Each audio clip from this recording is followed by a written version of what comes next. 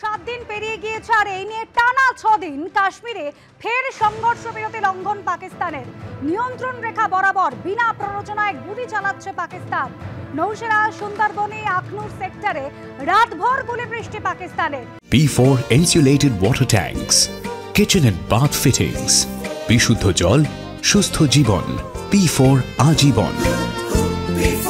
আর পাকিস্তানে গুলি বৃষ্টির জবাব দিচ্ছে ভারত। অন্যদিকে ভারত যেরকম ভাবে চাপ বজায় রাখছে, আন্তর্জাতিক ভাবেও কিন্তু চাপ বাড়ছে পাকিস্তানের ওপর। আমাদের দুই প্রতিনিধি এই মুহূর্তে সরাসরি রয়েছেন আমাদের সঙ্গে, সুকান্ত মুখোপাধ্যায় এবং অনির্বাণ বিশ্বাস রয়েছেন নিউজ রুম থেকে। আমি শুরুতেই সুকান্তর কাছে আসবো। সুকান্ত, একেবারে 7 দিন আগে গত মঙ্গলবার যে ঘটনা ঘটেছিল, যেভাবে ভয়াবহ জঙ্গি হামলার ঘটনা ঘটেছিল, তারপর থেকে টানা সংঘর্ষ বিরতি লঙ্ঘন করে যাচ্ছে পাকিস্তান। পাল্টা জবাব ভারতের। একেবারে দেখো, গতকালকে নরেন্দ্র মোদী প্রধানমন্ত্রী যে বৈঠক ডেকেছিলেন দিল্লিতে, এবং সেখানে 3 সেনা প্রধানও উপস্থিত ছিল, এবং সেখান থেকে পরিষ্কার যে বার্তা প্রধানমন্ত্রীর তরফে দেওয়া হয়েছে যে কখন কিভাবে কোথায় প্রত্যাঘাত করবে তা কিন্তু তিনি বাহিনীর উপরে ছেড়েছেন। কিন্তু তার আগে আমরা দুপুর থেকে যে তৎপরতা গোটা উপত্যকা জুড়ে দেখতে পাচ্ছি, তা কিন্তু কার্যত অন্য দিনের তুলনায় বা অন্যবারের তুলনায় অনেকটাই বেশি টাফ। যেমন কুপওয়ারা বা বারামুলা সেক্টর, এই জায়গাগুলোতে কিন্তু পুরোটাই আর্মি ক্যাম্পে কার্যত ছড়াছড়ি রয়েছে। কোথাও রাষ্ট্রীয় রাইফেল রয়েছে, কোথাও ইন্ডিয়ান আর্মির একাধিক ছাউনি রয়েছে, কোথাও সিআরপিএফ এর ক্যাম্প রয়েছে। তাদেরকে কিন্তু দেখা গেছে স্পেশাল মহড়া দিতে তারা একেবারে এরিয়া ডমিনেশন করছেন, কখনো তারা জঙ্গলে যাচ্ছেন, অপারেশন করছেন, এবং বেশিরভাগ ক্ষেত্রে তারা কিন্তু শেষে তাদের ডিপ্লয়মেন্ট হয়ে যাচ্ছে একেবারে সীমান্তবর্তী জায়গাতে বা পিওকে বা পাক অধিকৃত কাশ্মীরের কাছাকাছি। যেমন কুপওয়ারা চৌকিবাল একেবারে শেষ গ্রাম। গতকালকে আমরা সেখানে গিয়েছিলাম, দেখেছিলাম গ্রামবাসী যারা, তাদের প্রত্যেককে অ্যালার্ট করে দেওয়া হয়েছে গ্রাম ছেড়ে যেতে। কেন না, যখন এই ধরনের সংঘর্ষের পরিস্থিতি তৈরি হয় দু দেশের মধ্যে, তখন যে শেলিং হয়, যখন যে গোলাবর্ষণ হয়, তখন কিন্তু এই গ্রামগুলোর উপর এসে একেবারে সেই শেলিং হয়। ফলত সেই কারণে তাদেরকে আগেই সরিয়ে নিয়ে যাওয়া হয়েছে। অন্যদিকে উড়ি সেক্টর, অন্যদিকে কার্গিল, অর্থাৎ যে জায়গাগুলো একেবারে সীমান্তবর্তী জায়গা, প্রত্যেকটি জায়গাতে কিন্তু বাহিনী তৎপরতা দেখা গেছে। অন্যদিকে যদি পিওকের কথা বলা যায়, অর্থাৎ পাকিস্তান আর্মির তরফে কিন্তু পারাগওয়াল, অন্যদিকে আখনুর সেক্টর, বারামুলা, প্রত্যেকটি জায়গাতে প্রথমে পাকিস্তানের তরফে কার্যত গোলাবর্ষণ করা হচ্ছে, তার প্রত্যাঘাতের জবাব দিচ্ছে কিন্তু ভারতবর্ষ বা দেশের তরফে। ফলত সব মিলিয়ে এই মুহূর্তে কাশ্মীরের মূলত দুটি বিষয় রয়েছে। এক হচ্ছে সেনার তরফে যেমন উপত্যকা জুড়ে অপারেশন সারা হচ্ছে, এই বাইসারেন ভ্যালিকে কারা ছিল তাদের খোঁজে।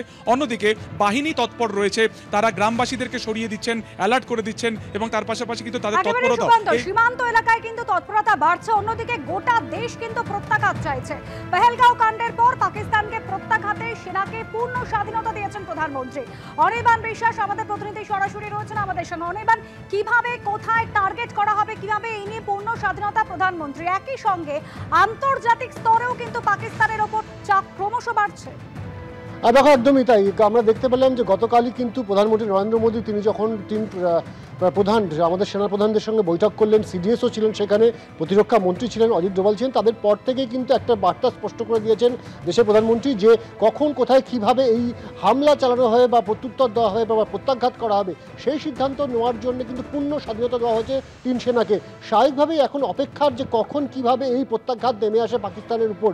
এবং এই ঘটনার পরে আমরা দেখলাম যে পাকিস্তান কিন্তু যথেষ্ট চাপে পড়ে গিয়েছে। তার কারণ আমরা দেখলাম যে এর পরপরই কিন্তু পাকিস্তানের তরফে একটি সাংবাদিক বৈঠক করা হয়, এবং সেই সাংবাদিক বৈঠকে বলা হয় যে তারা অ্যাসেস করছে 24 থেকে 36 ঘন্টার মধ্যে ভারত প্রত্যাঘাত করতে পারে, এবং তার জন্য কিন্তু তারা প্রস্তুত রয়েছে এবং পাল্টা প্রত্যাঘাতও করা হবে, এমনটা কিন্তু কার্যত হুঁশিয়ারি দিয়েছে।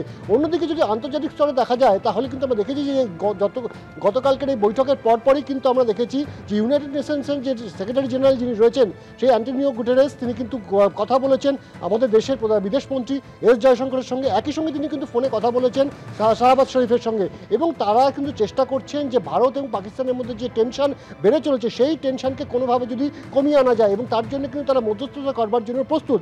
অন্যদিকে দেখা যাচ্ছে ব্রিটেন থেকে শুরু করে আমেরিকা, বিভিন্ন জায়গা থেকেও কিন্তু এই যে ভারত পাকিস্তানের মধ্যে উদ্ভূত যে পরিস্থিতি, সেই পরিস্থিতির উপর কিন্তু নজর রাখা হচ্ছে, এবং এই পরিস্থিতিতে দাঁড়িয়ে কিন্তু এই মুহূর্তে দেখার যে ভারত যদি প্রত্যাঘাত করে, সেই প্রত্যাঘাত সামলানোর মতন কোন অবস্থায় রয়েছে পাকিস্তান। অনুসুয়া, ধন্যবাদ অনির্বাণ।